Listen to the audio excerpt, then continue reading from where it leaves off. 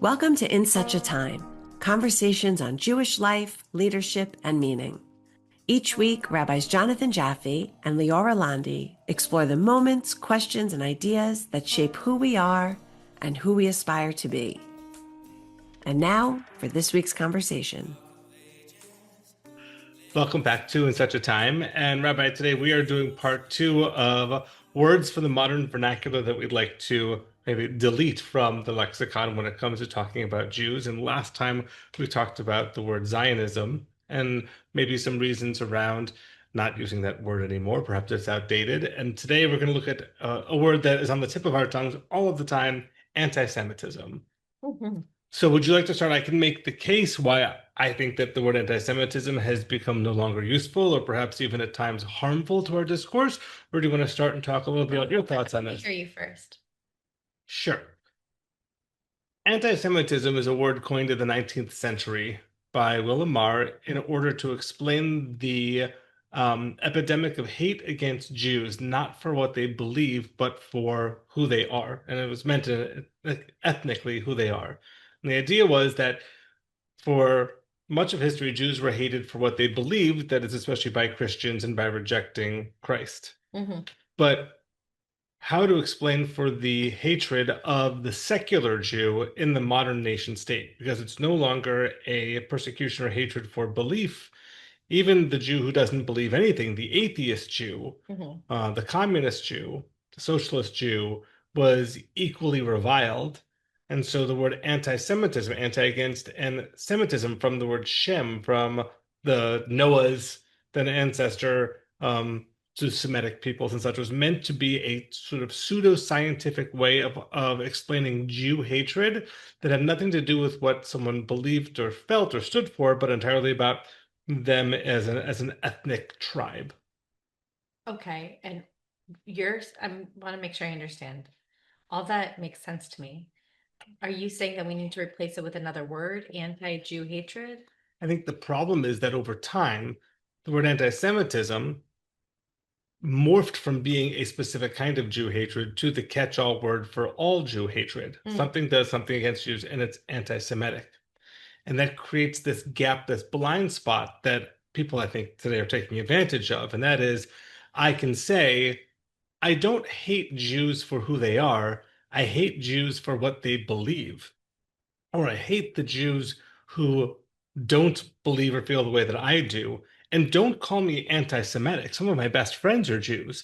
I just hate Jews who believe X. And so you could say I'm not anti-Semitic. I have nothing against the tribe of Jews or the Jews as a religion, they'll say writ large. But Zionists are the ones I'm really hateful of, even though that 90% of Jews are of attachment to Israel or Zionist. And so it creates this perfect gap in which you can defend yourself against being anti-Semitic.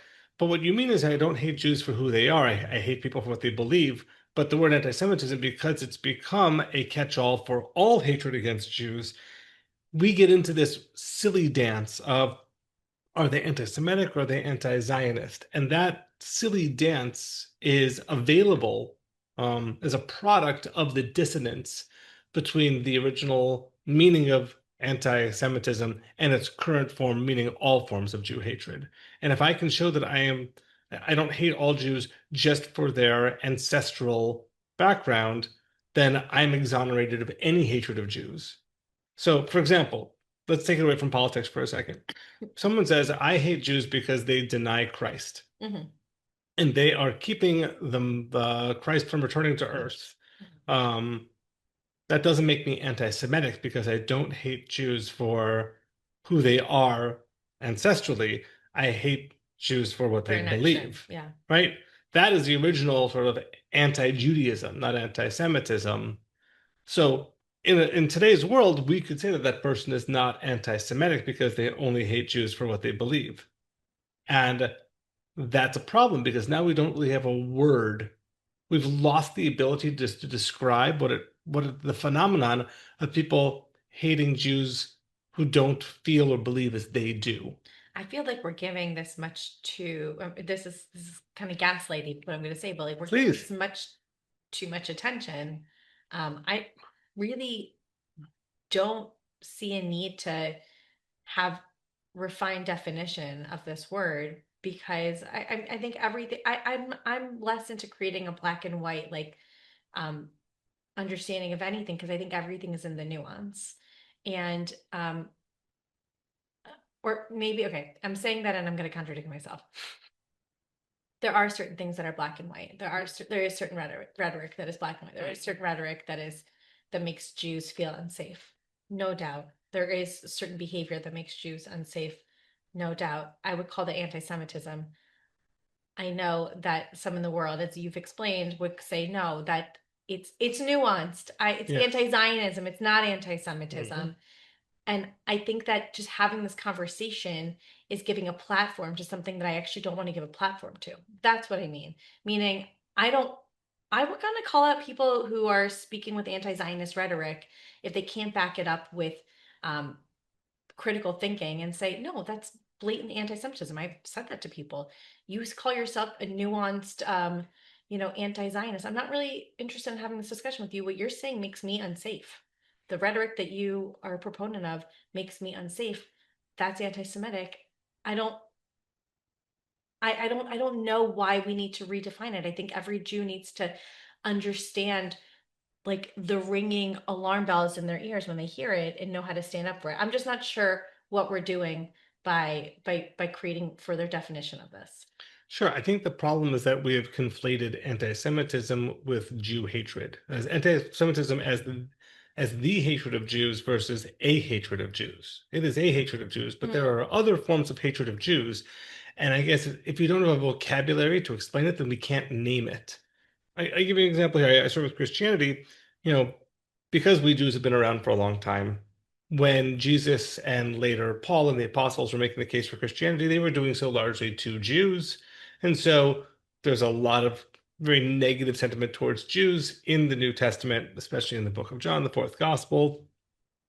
Later, there were Jews in Medina when the Prophet Muhammad was first beginning to prophesize, and he brought it to them, and they rejected him. And they were also, there was markets in Medina, and they were they were active as merchants in the market. There was a lot of anti-Jewish sentiment in the Quran as well, right? So bad luck for us twice. People who are strong adherents to either the New Testament or the Quran can say that I'm not anti-Semitic. I fundamentally can't accept Jews for what they believe.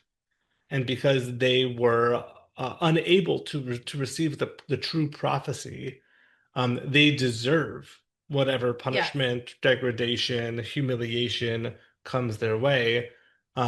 Because I don't hate them for who they are. I hate them for what they believe. And if we can't talk about that because we're so stuck in this word anti-Semitism, then we've lost the language to make these nuanced conversations.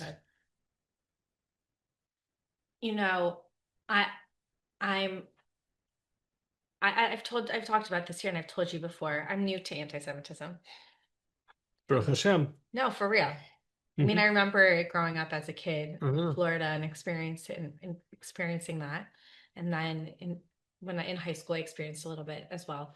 And then I went to Israel, and then you have an existential issue of safety, but you don't have anti-Semitism. Like you don't feel it. You're amongst the Jewish majority. Because in Israel, you are not hated for what you believe. You are hated for the Jewish collective and living in a land in which the people around you would rather you not be there. It's funny, the real hatred of Jews for what they believe is actually Jew against Jew most often in Israel, especially right now with Haredi versus secular versus modern Orthodox. There you could say, well, some of the things that are said in the Knesset are said to your friend Gilad Kariv are they're not anti-Semitic. They're Jew hatred. Well, like the ultimate dig is to call someone another Jew anti-Shemi, like anti-Semitic. Yeah. Like, oh, you're Reform Jews, you're anti-Semitic, you hate Judaism, and this is why you've deviated in the way that you have. And then the Reform Jews will say, no, you ultra-Orthodox Jews, you're anti-Semitic. Look how you've defiled this tradition. So going back to where I was starting, I'm new to this. And this has been quite a lesson in what it means to experience anti-Semitism living in New York in the post-October 7th era. It's pretty striking. And so some of the vocabulary that people are so specific about using in order to express what kind of hatred is being spewed against them, or what kind of hatred they're not spewing, I'm still dumbfounded by the fact that we're in this golden age or that the golden age in America is over. I'm still dumbfounded by the fact that we live in a period where there is anti-Semitism, that we're even having a nuanced conversation about, is that anti-Semitism? And do they hate me because I'm Jewish, or do they hate me because I support Israel, or do they hate me because I'm Israeli? Or how much do they actually hate me? And do we actually agree on things, or do we not agree on things? And can I make them stop hating me, or should I make them stop hating me? And am I gonna own this narrative, or am I gonna be a victim in it? So there's so many parts of this power dynamic which I'm still learning and finding my voice in. And I'm wondering, for you, is this about taking back a narrative? Somewhat. I do object to having the main word for hatred of Jews be something coined by a non-Jew, and something that doesn't fit very well. It's similar. We've talked before that, among my many rants I could have is the one about Holocaust Remembrance Day versus Yom HaShoah, and the fact that non-Jews have a date to observe the Holocaust, which tells a certain story about non-Jewish heroism and the liberation of camps. And Jews have their own story their own way to mark it, and that's based around the heroism of the Warsaw Ghetto Uprising. And why are there two?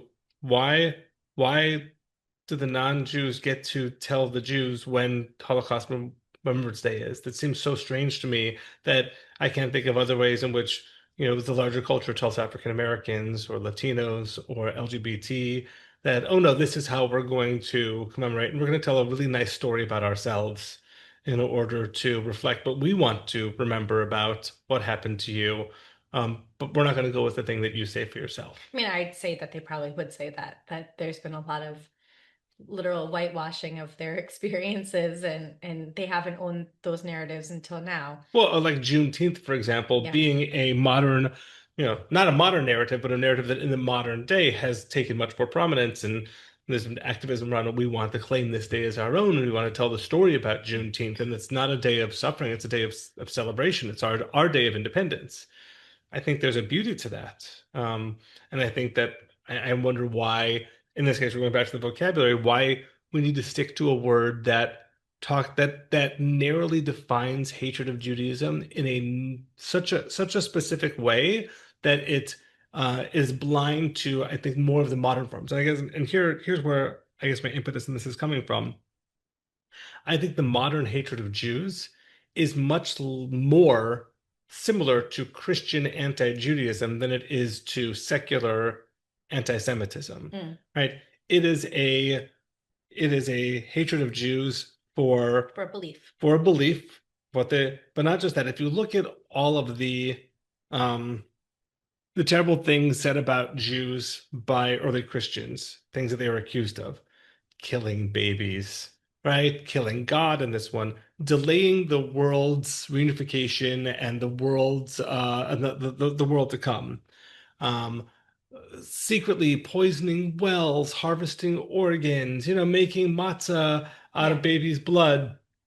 These are all elements of modern Zionism, just now placed onto a nation, the Jewish collective, instead of on the Jewish individual.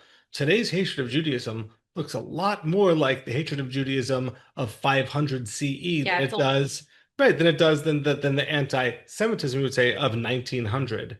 And I think there's been a forgetting of that, and that is because we have allowed this misnomer, this inappropriate word, to become the catch-all for hatred of Jews. What I'm just saying is, I don't think that's the reason that we're back to the Stone Ages. I'm wondering something though. I think that young Jews who are not anti-Zionist, who kind of didn't know their relationship with Israel. I think that anti-Semitism has been profoundly powerful for them in re-owning their Judaism. Absolutely. And which is always bizarre and unfortunate that only when you feel persecuted do you, go deeper into your tribe and your tribal rituals and want to be a part of that thing that, like you see the depth of it, you see the history of it. And I think that the idea of being a persecuted people, I'm not saying it's like, it's not their identity as a whole, but being part of an ancient persecution, I think has been something that has connected Jews to Jews. Absolutely. Yeah, and I'm wondering if this new generation that, is experiencing anti-Semitism in a really terrifying way. I mean, no anti-Semitism is not terrifying. It's all terrifying, but like in a way that feels it's being presented as if it's not. They're being made to feel crazy. Like, is this actually happening to me? Right. Yeah. But I think some of the craziness is because of this confusion of the word anti-Semitism. Most of what's happening to our kids is not anti-Semitism in the classical sense of a hatred for their ethnic or ancestral background. It's a hatred for not believing the right thing and following polite society. I'll give an example. Let's say 1,000 years ago, in order to join one of the guilds of medieval Europe, you would need to swear upon the Christian Bible. And if you weren't willing to do that, then you were left out of the guild and you would have to toil and not own land and all of those things. There was a litmus test in order to join polite society. Talk to our young adults today. There's the litmus test to join polite society. And if you can't, this isn't swearing on the New Testament, this is swearing on the word genocide. If you can't agree with the angry masses, if you can't give voice to the canard of the libel of Jews committing genocide, right? If you can't denounce the modern state of Israel as a evil ethno-state, you are disallowed from polite society. And I think I think our kids are being connected, but they're being connected not through anti-Semitism, being connected through Jew hatred. I think that some of the confusion our younger kids feel is because they've learned about anti-Semitism, but what they're experiencing is not exactly anti-Semitism. It's no better. If anything, it might actually be worse than anti-Semitism. It's not just enough of like where you came from, but actually now you have to think like me, like the angry masses. Again, I'll go back the Scott Wiener example, walking through Dolores Park and being shouted at. He is not hated for being Jewish. He is. No, he is. He is hated for being Jewish. No. So I think that we do have to identify. Is Brad Lander being hated for being Jewish? Brad Lander's just as Jewish, and will say all of the things that the activists want Scott Wiener to say. If he has one misstep, he is under the bus. Right, but that misstep will be a misstep of what he believes, not of where he comes from. He will say something which does not completely dovetail with the platform that they are seeking. And I'm saying that the platform holds anti-Semitism in it. When people like Abby Stein, when leaders of Jewish Voice for Peace, when the Satmars are platformed and highlighted by these groups, it gives them a chance because, oh, I don't hate Jews, you see, because I'm not anti-Semitic. There are Jews here. They're Jew hatred. There's hatred of Jews for what they believe. They are fully embraced, accepted, so long as they toe to the party platform. That's anti-Judaism. That's not anti-Semitism. That's what I'm saying. That's our blind spot. And through that blind spot, we allow the Mamdanis of the world to say, look at me, I'm great. I surrounded myself by Jews everywhere. Look, and I have, I have Jews in my cabinet. I have the right kind of Jews. I have the kind of Jews that believe the things that I want them to believe and are willing to denounce fellow Jews who believe otherwise. That's not anti-Semitic. That's just Jew hatred. You think you think that's Jew hatred? Yes, that's hatred of Jews for what they believe. You think Mamdani hates Jews? No, I don't think that Mamdani hates Jews. Mamdani loves Jews who agree with him on his platform vis-a-vis the Jewish collective Israel. But if you do not agree, if you're not willing to disown and disavow the Jewish collective Israel, then you're out.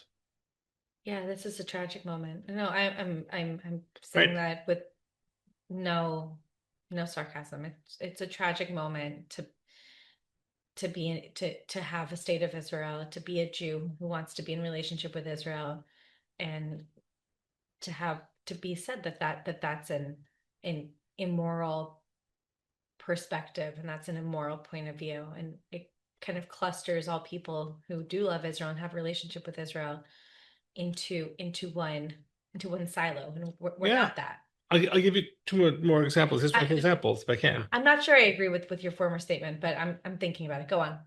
Maybe this will help, honestly. We both know the name Flavius Josephus. Yeah. Flavius Josephus is the historian from whom we have the story of Masada, the Yeah. destruction of the temple, the Romans. He's a Jew, and he's a Jewish apostate who joins the Romans. Once he joins the Romans and goes against the Jews, he is 100% accepted and celebrated. He is, again, it's not hatred of him because of his DNA. It's hatred of him because of who he chooses to affiliate with. And once he disowns that and joins the Roman cause, fully welcome in. I'll give you a second example if I can. You probably know that in the medieval period, there were all of these disputations and these courts, these mock courts in which they would put Jews and the Talmud on trial. The most famous one is like the disputation of Tortosa. This was Nachmanides. There's like a whole book, movie about it, etc.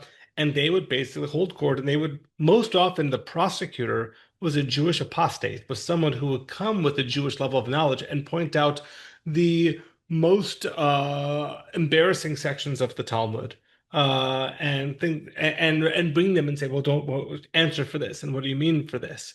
And there were these public hearings against the wrong belief of Jews. I think a lot of our young Jews today feel like they are at those disputations in their regular lives, that in being polite society, that they are being put on trial to answer this way. I'm sorry, go on. And you and I both get outreach from young adults that say, like, I'm being asked all of these things. I'm being asked to speak for Israel. I'm being asked to speak for the Jewish collective here.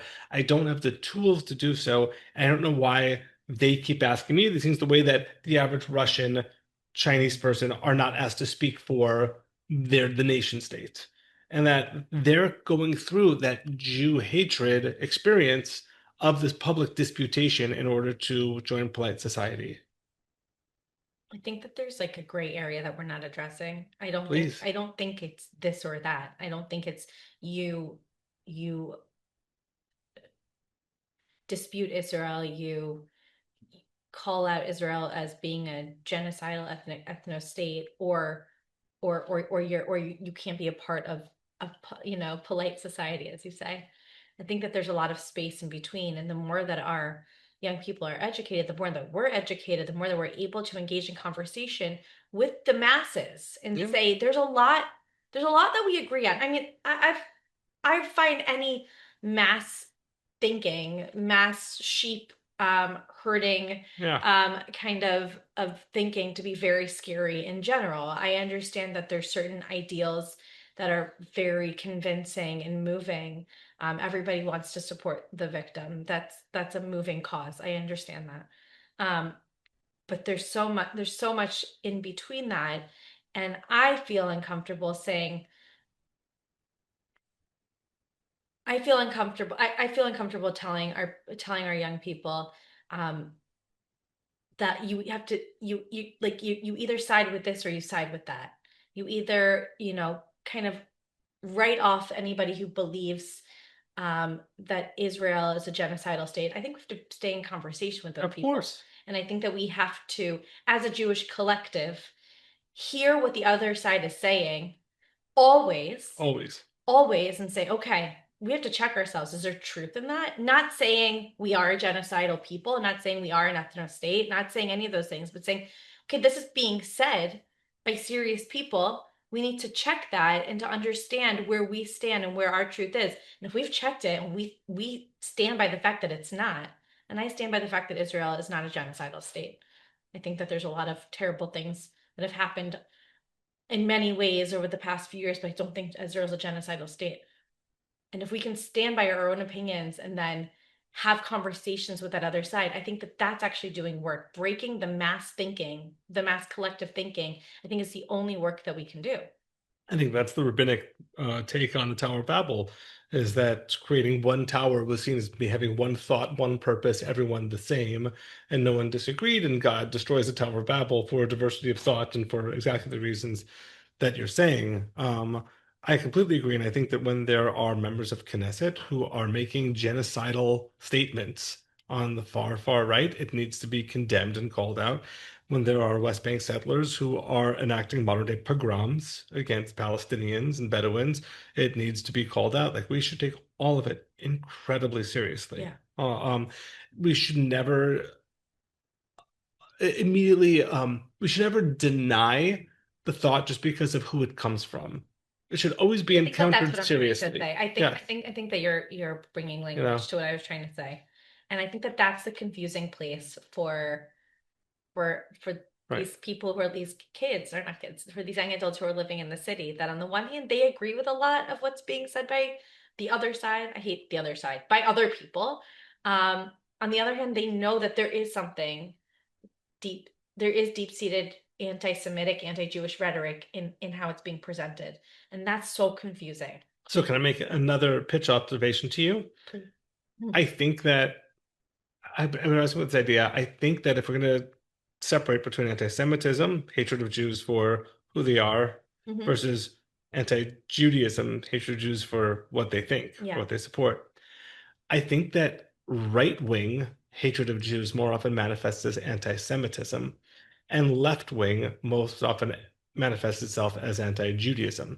That the right wing, whether it's the Charlottesville Jews will not replace us, or the Tucker Carlsons, or the Candace Owens of the world, it is a hatred of Jews as a people. They Yeah. are corrosive. They distort society. They are not as pure as modern society, someone like Tucker Carlson would say. Whereas on the left, it's much more about Jews and their support for the genocidal state of Israel, they would say. And I think that so long as we cling to this term anti-Semitism as the catch-all words for all forms of Jew hatred, I think it might be easier for us to call out the Jew hatred on the right than it is the Jew hatred on the left, because we have a better word for the Jew hatred as it's manifested on the right, which is equally scary and absolutely needs to be confronted. Yes, and the anti-Jewish hatred on the left, when it manifests, it usually manifests from a place of caring for others. It masquerades as altruism. I would say it is the gentleman's way of hating another people, is to hate people because you see them as being the objectifiers and the abusers and the oppressors. And if you can class an entire people as abusers, independent of that individual, what they've done, that's a hatred of a people. If you can say that all Israelis should die, and you don't know the story of Vivian Silver, killed on October the 7th after, advocating for peace and working hand in hand with Palestinians from Gaza all of her life, it becomes about Israel as a nation, not about the individual. And similarly, when you boycott Israeli artists and you boycott Israeli academics, you're saying that I don't really care about your personal life. You are part of this thing that I will not allow into polite society, and so you don't pass my litmus test. I remember when there was a Hmm. Soda Stream scandal where it was BDS'd, Yeah, and because the factory was in the territories, and it yeah, was the West Bank. factory, yeah, in the West Bank, and the factory was a haven for Jews and Palestinians to work together. Right. Tons of jobs for West Bank Palestinians who, yeah, Yeah, and so all I that's think after that that. the reason that I And feel when by the way, when they rebuilt the Soda Stream, they tried to get as many work permits as they could to keep couldn't. their Palestinian workers. And it's the definition of cutting up your nose to spite your face. Yeah, it's exactly that. And I that's why I just can't, I'm not trying to fight any battles and change anyone's opinions, because I think people who are so, people who are leaders of these movements and people who have certain beliefs about what a narrative is don't really want to be corrected. Right. And I guess the claim that I'm making is that the word anti-Semitism is outdated. It is antiquated. It describes a word for the way people would um, object to Jews 100 years ago, but that the modern hatred of Jews no longer falls under that category. It actually looks a lot more like older forms of hatred of Jews, and that we need to be able to move on from the word. It's similar to, by the way, everything that's strange is anti-Semitism and Islamophobia. So anti-Semitism is to be against Jews, but Islamophobia means to fear Muslims. Why is one feared and one objected to? Again, these are all non-Jewish, non-Muslim labels that are put on, which have all words have value to it. That says, someone could equally say, I don't fear Muslims, I just don't like them, and you're not Islamophobic. Well, that's equally problematic, right? I mean, there needs to be words to describe all forms of objection to Islam, not just people who fear them. These words, I guess, words have power. Words have power, and I think maybe my perspective is maybe I feel like you're giving them too much power. Okay. I take it. I agree with you in so many ways because I can oscillate. I can be in a place of like words have power, but they have power if you give them power. And I think that what I'm trying to say is that we're having a conversation. We're having the wrong conversation. I think we're going back to what we talked about last week. We're justifying or we're standing up to something, to a conversation. I don't even think we need to be having a conversation about. There is anti-Jew hatred in the world. I mean, there is Jew hatred in the world. People are anti-Jewish, people are anti-Semitic. I don't think that the nuance of the word is what's going to change the trajectory of how we deal with it. I'm not sure, as we've talked about regarding the Bret Stephens speech of the 92nd Street Y, I'm not sure that there's much to do to even change it, other than continue being Jewish and being educated and being a thoughtful, proud, and serious Jew. I guess I'd love to empower our young adults to encounter someone who says to them, what I'm saying is not anti-Semitic. And to say back to the person, you're right, it's not anti-Semitic, but that doesn't make it any less hateful towards Jews. Yeah, you know what I say, and when I've been in those scenarios, I've said, I know that you think that you're making a claim and arguing for human rights. I know that, but the way that you're saying it and what you're saying inherently makes me a lot more unsafe. And that scares me that you don't understand that.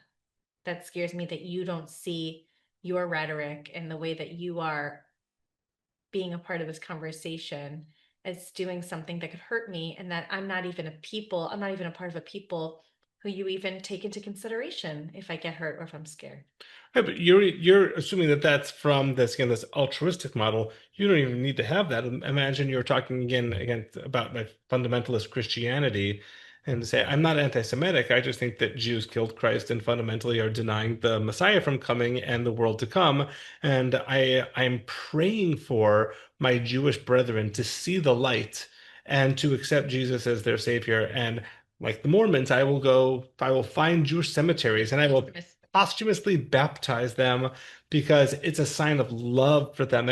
That is not anti-Semitic to do any of those things. It's not a hatred of Jews for who they are. Well, and that needs to be named. It's a disregard of Jews for who they are. It's a hatred of Jews for what they believe, for what they stand for refusing to kowtow to the line, like you said, to join the tribe mentality. And I guess you're right. Maybe this is just pedantics, and this is so academic. But for me, like you can't address a problem if you can't name a problem. And our current language has a hole in it, and that hole is anti-Judaism. You know, I remember when I was a kid, we lived in an area where there were a lot of Jews for Jesus. A lot, and it was very confusing. And I remember the synagogues brought in this campaign called Jews for Judaism to help educate, to help educate Jews who are in these scenarios of being told that you could embrace Christ and Judaism, and what do you do, and how do you combat this? And I think maybe we need a clear script. I think we had, you're right. I think we had a great clear script for dealing with Jews for Jesus, and we do not have a clear script for dealing with Jews for peace, or Jewish voice for peace, right? And I think that we need a similar mobilization to because they're saying we don't hate you because you're Jewish. We avoid you from polite society. We deny you polite society because of you refuse to say the things that we want you to say and believe the things that we want you to believe. And Holy moly. and there are a lot, and when you're on university campus, and when they say, well, if you join Hillel, or you join Chabad, or you join the Israel group on campus, then here are 100 student groups that are not going to partner with you. And if you would like to do, the Bollywood Club, or if you would like to do, the anime club, you can't join those because they have decided that they boycott anyone who connects with Israel. That's not anti-Semitism. That's anti-Judaism. And we need to give our young adults a way to do this, a way to talk about it that way, and to articulate themselves to those who would say it, just the way you articulate so beautifully about, what you're saying makes me fundamentally less safe. They need to be able to say something the same. And I feel like the word anti-Semitism is inadequate and misleading in having that conversation. Okay. I after, 45-minute conversation, I think I can land there. Like I can understand that. So how do we get our congregants and people to stop using the word, or the world at large to stop using the word anti-Semitism? I'm not sure that we do. I'm not sure that we do. I think we introduce other vocabulary. Yeah. I think that, I think you introduced new vocabulary and explain why. I know we heard Rachel Fish speak last year or 2 years ago, and I know that was influential. Yes, she talks a lot about this, and she's coming to our synagogue this fall. Yeah. Yes. And her idea is naming it as it is. That anti-Semitism no longer fits the moment. Let's call it out because it's more powerful. People don't even know what Semitism is. When you say anti-Jew hatred, or anti-Jew or Jew hatred, then that's that's putting the nail on the tail. Right. Even there was a time in American Jewish life 100 years ago where we didn't use the word Jew. We used the word Israelite or Hebrew, and it was United American Hebrew Congregations and Hebrew Union College, because Hebrew was an ethnic thing, an Israelite, a Hebrew versus a Jew, which was belief. So even then, there was much more of this ethnic emphasis because it wasn't about hatred of Jews for what they believe. And I think that era is long past. Can I end with one funny story? Please. So years ago, I was in my early 20s and I was living in San Francisco. And my friend I grew up with high school, a friend of mine from Hawaii, was living there too. And we would go snowboarding in Lake Tahoe every single weekend, like every weekend. And we decided that we wanted to try to change the way people talk. We wanted to inject new jargon into the world. And what better way to do it? But like the snowboarder crowd, like young snowboarders are like making up slang all the time, right? So we would get onto the chairlift with other snowboarders, like in the singles line, and we would talk to each other amongst them. And we decided that our good word was going to be rubber, and our thing for something bad was going to be 2x4. I'm not making this up. We spent the entire winter having conversations with like random snowboard kid next to us being like, man, that run was so rubber, but then I fell down and I was such a 2x4. And we tried all winter long. We thought that we were hilarious for doing this. Sounds great. Because we wanted to see if we could spread this and we could like seed a new lingo. Spread the gospel. Exactly, through rubber and 2x4. And what happened? They did not take off, sadly. So that was my last attempt at trying to change language around how people. If you have a bigger platform now for changing it, you think you could do the rubber 2x4 thing? We'll do that. That'll be our next challenge. Okay. Well, Rabbi, this talk has been really rubber, and I appreciate that. And I'm sorry for any moments that I was a 2x4. You did it. I don't need to add any words. Thanks, everyone. Thanks for joining us on In Such a Time. Make sure to subscribe wherever you listen to your podcasts. To learn more about Rabbis Jonathan Jaffe and Leora Londy, or to connect with Temple Bethel of Northern Westchester, visit bethelnw.org. Or follow us on Instagram and Facebook at Temple Bethel NW. Thanks for listening.